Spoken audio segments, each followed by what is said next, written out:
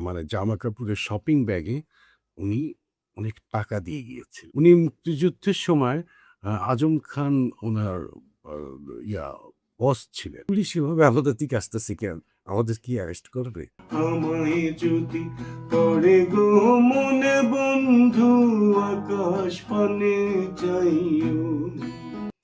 একদিন হয়েছে যেকোনো একজন উনি যখন অসুস্থ হয়েছেন, উনার একজন খুব ভালোবাসার মানুষ, আমি নামই না বললাম, বাংলাদেশের প্রখ্যাত রাজনীতিবিদ, উনিও চলে গেছেন। আল্লাহ উনাকেও শান্তিতে রাখুন। আমি নামটা না বললাম। উনি ওনাকে এসে উনি মুক্তিযুদ্ধের সময় আজম খান উনার আ ইয়া বস ছিলেন ওই ইউনিটের। সেই হিসেবে উনি ট্রিট করেছেন আদম ভাই বলে। তো উনি আসলে ওনাকে একটা মানে জামাকাপড়ের শপিং ব্যাগে উনি অনেক টাকা দিয়ে গিয়েছেন। একমাত্র স্মার্ট সিটি বসুন্ধরা, আধুনিকতায় এক ধাপ এগিয়ে। তো একদিন বিকালে দিয়ে গিয়েছিলেন এবং পরের দিন উনি আমাকে অনুমনি মানে ওইদিনই বললেন যে, "তুমি একটু আইসো কালকে, একটু ব্যাংকে দিয়ে আসতে হবে।" তো ব্যাংকটা আমার বাসা থেকে কাছেই ছিল আরামবাগের মোড়ে, জনতা ব্যাংক। তো আমরা যাচ্ছি বাংলাদেশ ব্যাংক কলোনির গেটের ঠিক আগে রাস্তার উল্টা দিক দিয়ে ২ জন পুলিশ আসতেছেন। উনি আর আমি যাচ্ছি। উনি আমাকে বলতেছে, "পুলিশ এভাবে আমাদের দিকে আসতেছে কেন? আমাদের কি অ্যারেস্ট করবে?" ঠিক আছে? আমি এগুলোর দিকে তাকায় আছি। কি বলতেছে? পুলিশ কি আমাদের অ্যারেস্ট করবে? এভাবে আসতেছে দেখছো তুমি? উনি যিনি ছিলেন, উনি এসে বলতেছে, "গুরু আসসালামু আলাইকুম আপনার সাথে একটা ছবি তুলবো প্লিজ।" ওয়াল্লাহ আসিফ ভাই হকচকিয়ে গেছে, আমিও হকচকিয়ে গেলাম। আমি পরে বললাম যে, "আপনি এটা কি বলতেছেন?" ইভেন ফকিরুল মাসারায় আমার কাছ থেকে লাস্টে ২ টি টাকা নিতে চাইত। এত ভালোবাসত। যখন সবাই জানতে পেরেছে যে উনি ক্যান্সার আক্রান্ত হয়েছেন। তো খুব আশাবাদী মানুষ ছিলেন। খুবই আশাবাদী মানুষ। আ খুবই আ স অনেক বড় মানুষ তো খুব সরল। উনাকে ধরা যায় না। মানে বোঝা খুব কষ্টকর। আজম খানের কোনো একটা গান আমরা আপনার থেকে একটু শুনতে চাই। আজম খানের গান তো আসলে আমি ভালোবাসার থেকে বা আমার শ্রদ্ধাভক্তি দিয়ে গাই।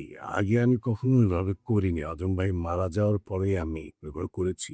ছোটবেলায় ওনার ১-২ টা গান করতাম মনে পড়ে 'চুপ চুপ চুপ অনামিকা চুপ' এই গানটা করতাম। খুব স্টেজে জমে যেত যার কারণে। তো আমি যখন ওনার 'শেষ অ্যালবাম' করি তখন উনি ৩ টা গান করতে পেরেছিলেন। আর ৩ টা গান আমাদের রেডি হওয়া ছিল। ৩ টা গান করার পরে উনি আক্রান্ত হলেন। তখন উনি সিঙ্গাপুর থেকে ফিরে এসে আমাকে বলেছিলেন যে, "মনি, এই বাকি গানগুলো তুমি গেয়ে এই অ্যালবামটা কমপ্লিট করো। আমি সুস্থ হয়ে ইনশাআল্লাহ ২ বছর পরে আরেকটা করব।" ওই যে বাকি গানগুলো ছিল, ওই গানেরই একটা গান আমাদের শ্রদ্ধেয় মোহাম্মদ আবুল খায়ের ভাই লিখেছিলেন আজম ভাইয়ের কে মনে করি। তো ফরচুনেটলি সেই গানটা আমি গেয়েছি। আমি একটু শোনাই গান। কইতে চাইলে মনের কথা কইও পাখির সনে, নিরালাতে পাইতে চাইলে যাইও গহীন বনে। ঝড়ের কাছে আমার দুঃখের কাহিনী শুনিও বন্ধু আকাশ পানে চাইও। আমায় যদি পড়ে গো মনে বন্ধু আকাশ পানে চাইও। আমায় যদি পড়ে গো মনে বন্ধু আকাশ পানে চাইও। লক্ষ কোটি তারার মাঝে আমায় তুমি খুঁজিও বন্ধু আকাশ পানে চাইও। ব্যান্ডের আলহামদুলিল্লাহ বেশ কয়েকটা গানের কাজ চলছে। আমরা প্রায় শেষ পর্যায়ে চলে এসেছি।